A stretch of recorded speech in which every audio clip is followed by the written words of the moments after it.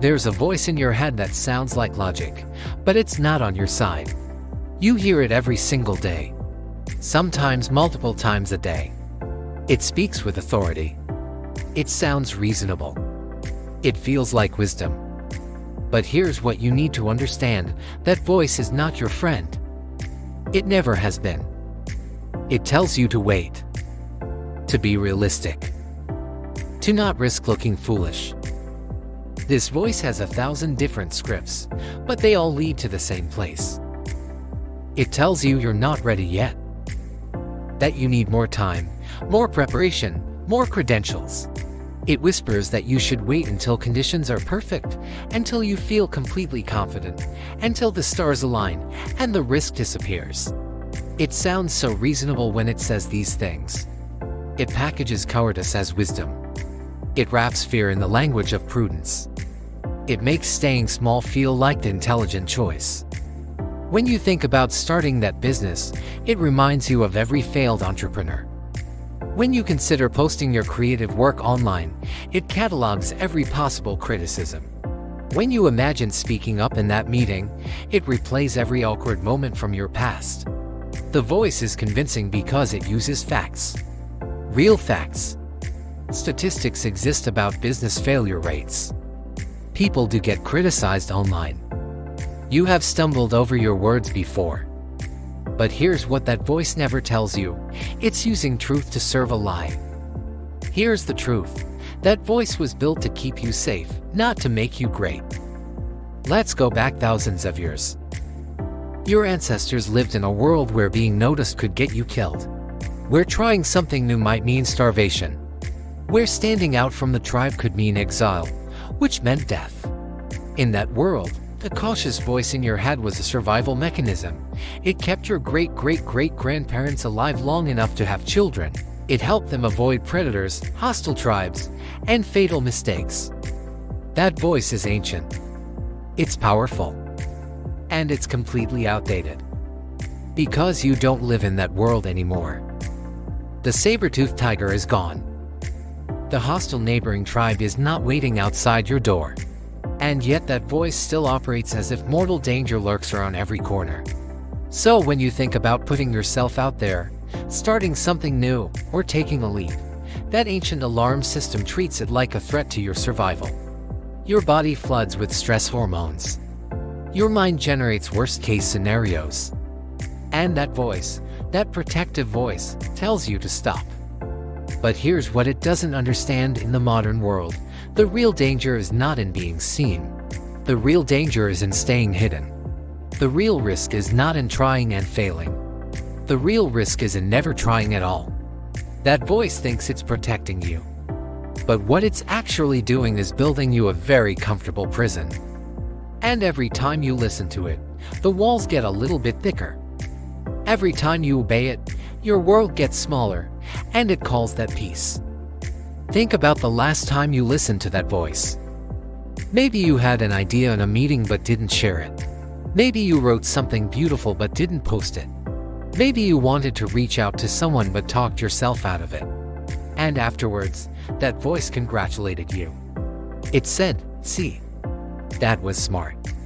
You avoided embarrassment. You stayed safe. You made the wise choice."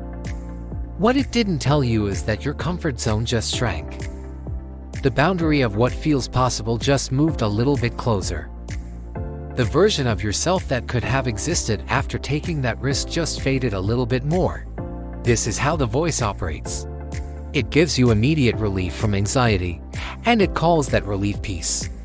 But it's not peace. It's numbness. It's stagnation dressed up as serenity. Real peace doesn't come from avoiding everything that scares you. Real peace comes from proving to yourself that you can handle what scares you. It comes from expanding, not contracting. From growing, not hiding. But the voice doesn't want you to know that. Because the moment you start expanding, the voice loses its power. And it will fight like hell to prevent that. It will tell you that you're being reckless, that you're not thinking clearly, that you should just be grateful for what you have. It will use guilt, fear, and false logic. It will sound like your own thoughts, which makes it almost impossible to recognize as the enemy. But it is the enemy. Not because it's evil, but because it's operating on obsolete programming. It's trying to protect a version of you that doesn't need that kind of protection anymore. You are not fragile. You are not helpless. You are not one mistake away from complete destruction. But the voice will never admit that, because then it would be out of a job. Growth begins the moment you stop asking that voice for permission and move anyway. Here's something nobody tells you: you don't have to silence that voice. You don't have to win an argument with it. You don't have to convince it that you're ready. You just have to stop waiting for its approval. Because here's the secret: that voice will never give you permission, never. You could have 10 years of experience, $1 million in the bank, and a guaranteed outcome, and it would still find a reason for you to wait. That's not a bug. That's a feature. The voice's entire job is to stop you. Expecting it to suddenly encourage you is like expecting a guard dog to open the door for a stranger. So what do? You thank the voice for its input, and you move anyway. You feel the fear, acknowledge it, and then act in spite of it. Not because you're fearless, but because you've decided that growth matters more than comfort. This is what every successful person has figured out. They're not braver than you. They're not more confident than you. They just stopped waiting for permission from their own minds. They started the business while the voice screamed about failure rates. They posted their work while the voice predicted humiliation. They had the difficult conversation while the voice catastrophized every possible outcome. And here's what happened: most of the catastrophes never materialized. The voice was wrong, again and again and again. And with each wrong prediction, it lost a little bit of power. Because the voice feeds on your inexperience. It thrives in the land of imagination, where it can paint vivid pictures of disaster without ever being fact-checked by reality. But once you start taking action, reality becomes your ally. You discover that most risks are not as dangerous as they seemed. That most failures are not permanent. That most growth happens on the other side of discomfort. The voice hates this. It will get louder at first. It will throw everything it has at you.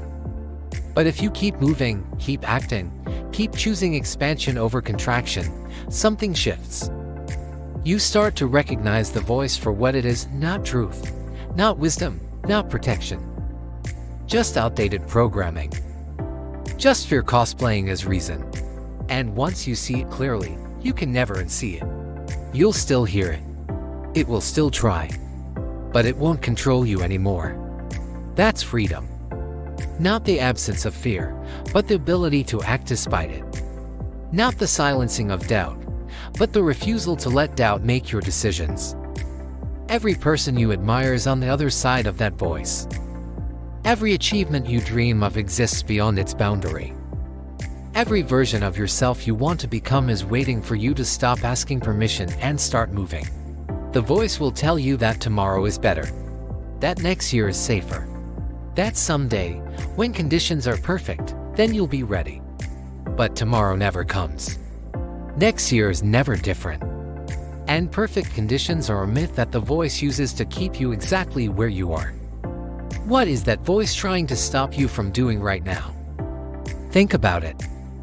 Right at this moment, what opportunity is sitting in front of you?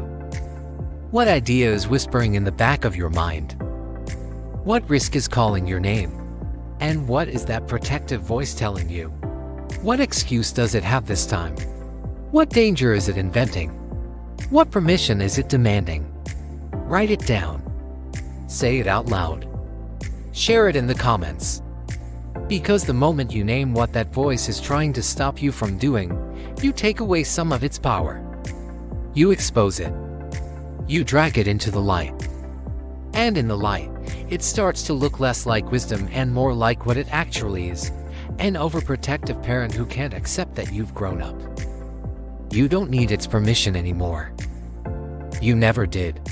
You just needed to realize that the voice that sounds like logic, that feels like protection, that masquerades as your own thoughts, is not your friend. It's the thing standing between you and every version of yourself you're capable of becoming. So stop asking it for permission. Stop waiting for it to approve. Stop letting it rewrite your ambition as recklessness and your growth as danger. Move anyway. Act anyway. Risk anyway. That's where your life is waiting.